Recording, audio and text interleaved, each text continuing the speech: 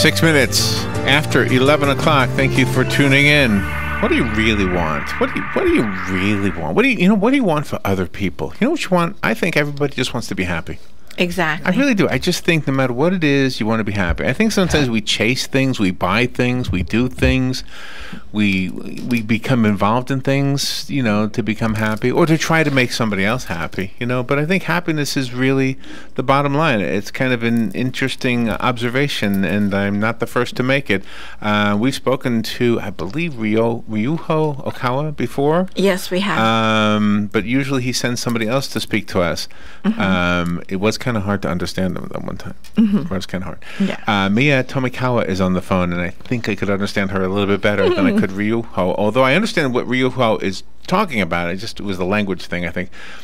Mia is the editor and the United States spokesperson for the book Invitation to Happiness, and I love the philosophy that we've heard about so far about this. 7 inspirations from your inner angel. How about that? Written by Ryuho Okawa. Mm-hmm. I have a hard time just saying this name. Mia Tomikawa. Good morning, Mia. Morning, Larry, Robin. Where are you? Where are you calling from? I'm calling from Japan, actually. You're in Japan? Wow. Yes. My goodness. How wonderful. Wow. What time is it? Thank you very much for having me. What time is it there? It's actually 1 a.m. here. 1 a.m. Wow. You had to stay up. On Saturday or on? Yeah, what day is it? It's Saturday now. Oh, it's Saturday. Friday Okay. night. Oh, really? Can you tell me what last night's lottery tickets numbers were?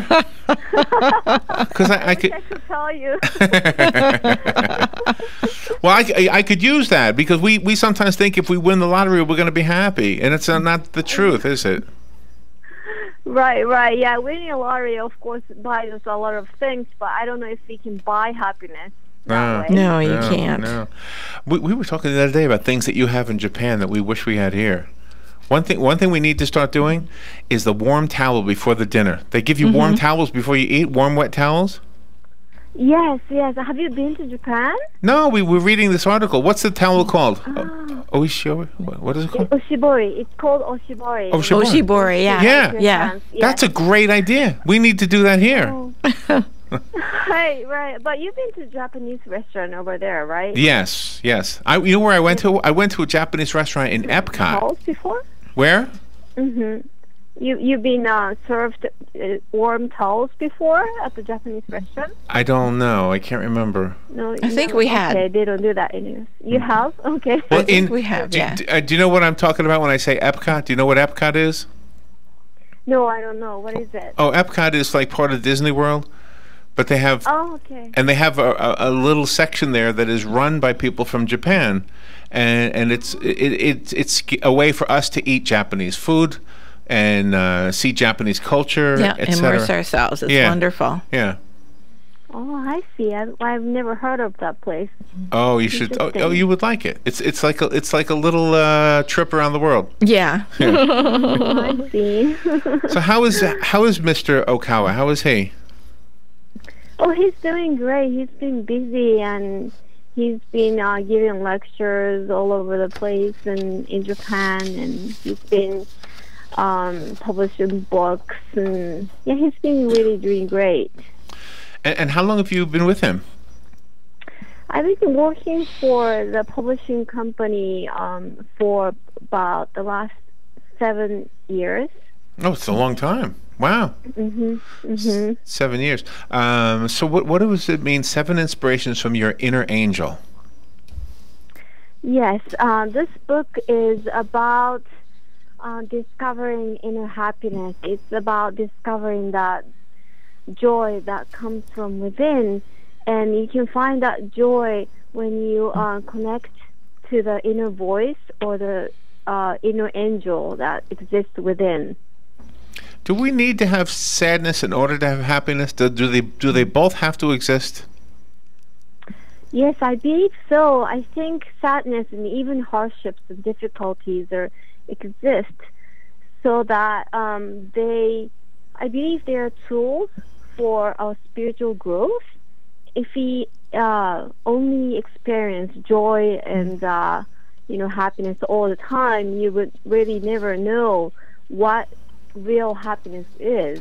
So by experiencing sadness and sorrow and even hardships and worries, we can tell what real happiness is or what real joy is about. Does this book help us know which path to choose, that we are on the right path for happiness? Yes, I believe so. In this book, Mr. Okawa talks about how we all make a plan before we are born into this world, a plan, and also set mission or purpose of what we want to accomplish in this life. And our inner self knows that plan or why we are here or what we are supposed to do here. So when we face issues or problems or maybe difficult decisions, by connecting with your inner self, you know intuitively which path to take or which decision to make. Do you know the name of the city that we're in? No, Orlando or no, we're near Orlando, but the city is called Ocala. Oh, really? Yeah. With the same spelling? It's Ocala. It almost sounds like Ocala. Yes, it does. Almost the same word. I like the fact that the book is broken down into different feelings, and I like the one that says take pride in your strengths, because it's not about boasting. It's about just realizing who you are and how you can help others. Exactly, I agree. I think we often focus on our failures or weaknesses or what we lack because we all want to be so perfect. We want to expand ourselves or improve ourselves. But it's actually really about focusing on your strengths or the gifts you're born with that really let us become the best we can be in this world. Well, when we talk about seeing the light or feeling the light, what does that mean to you? Feeling the light is really about communicating with that inner self or communicating with the higher world. In this book, he talks about how we actually come from a higher world into this world. And we are essentially souls or we're spiritual beings. Yeah. But when we are born into this world, we reside. We are born into this physical body, and we often forget this spiritual self or true self. And when you become one with the true self, or when you realize your soul that's shining, your shining self, I think you feel the light from the world that you came from. It sounds very religious. It sounds like what religion teaches, and I agree. I agree with what you're saying. All right, let's take a little break, and we'll be right back. Mia Tomikawa is on the phone. She's talking to us about the book called Invitation to Happiness, 7 Inspirations from Your Inner Angel. We'll be right back.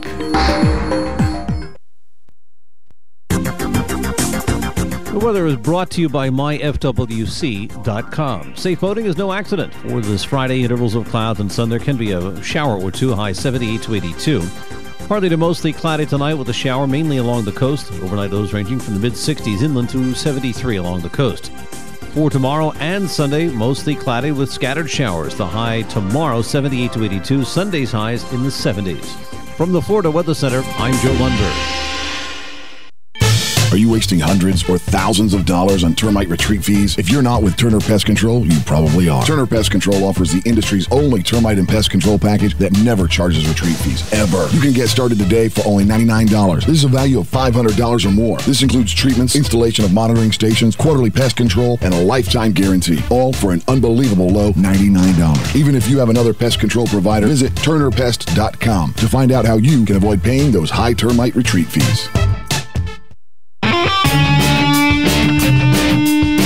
Are you in need of custom screen printing, embroidery, or promotional items? Then look no further and come visit the brand new Legacy Team Sales. LTS is conveniently located off 17th Street next to Armstrong Homes in beautiful Ocala. We offer the best prices and highest quality products for your company, team, school, or nonprofit. Whether looking for screen printed shirts, embroidered polos, or travel team uniforms, you'll be sure to find it at Legacy Team Sales. Come visit our new 27,000 square foot facility. Our friendly and knowledgeable sales staff will assist you in every part of your custom purchase. LTS carries the hottest brands in the industry like Under Armour, Russell, Mizuno, Asics, Badger Sports, Gildan, Pacific, Ogio, and many more. At LTS, screen printing embroidery is done in-house and we guarantee customer satisfaction. Stop by, give us a call, or check us out on the web at shoplts.com. Remember the name, LTS.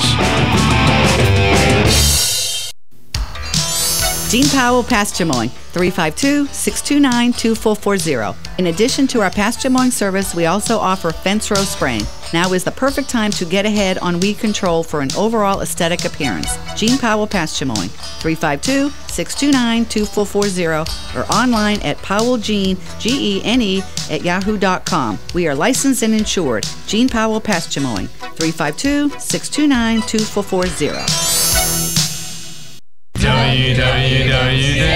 WWWOCA, WWWOCA.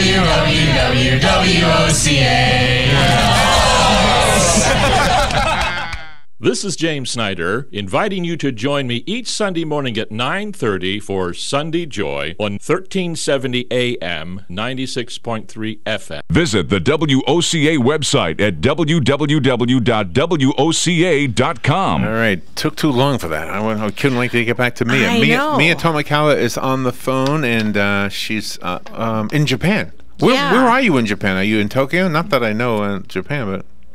Yes, I'm in Tokyo. Tokyo. I want to go to Tokyo one day. I would just enjoy it.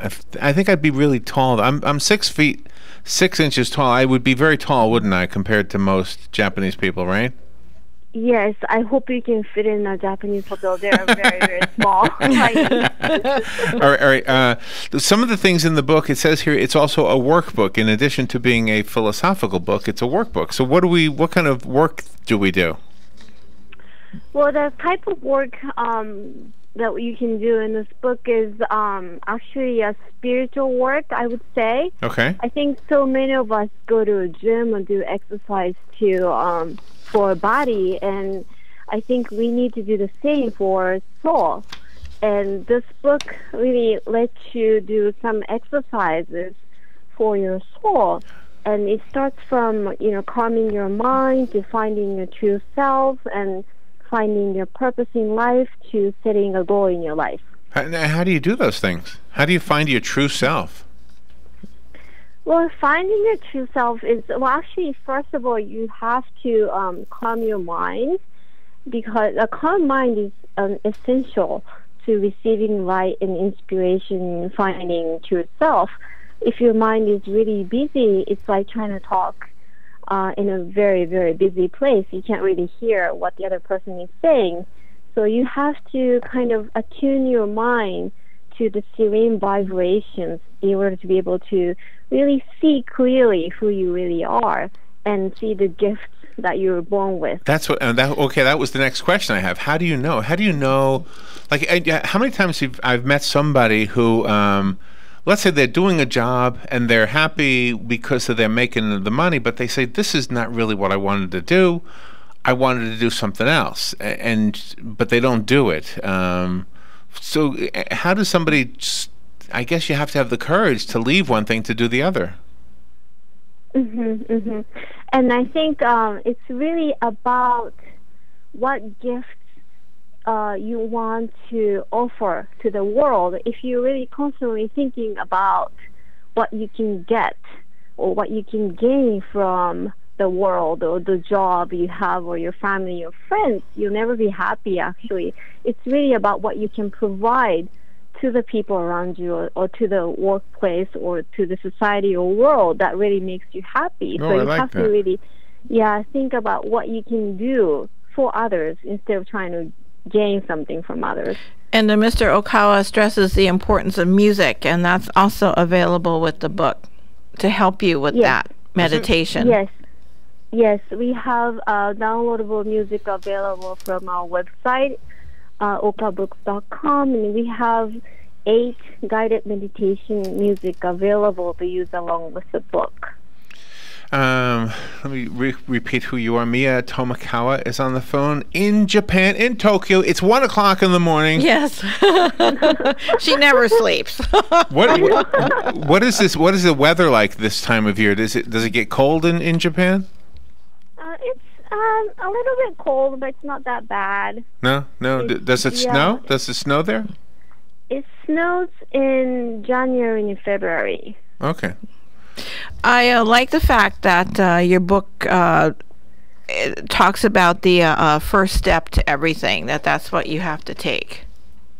And the first step to, I believe it's, this book really starts from finding out who you really are, and it talks about how you have this shining self within.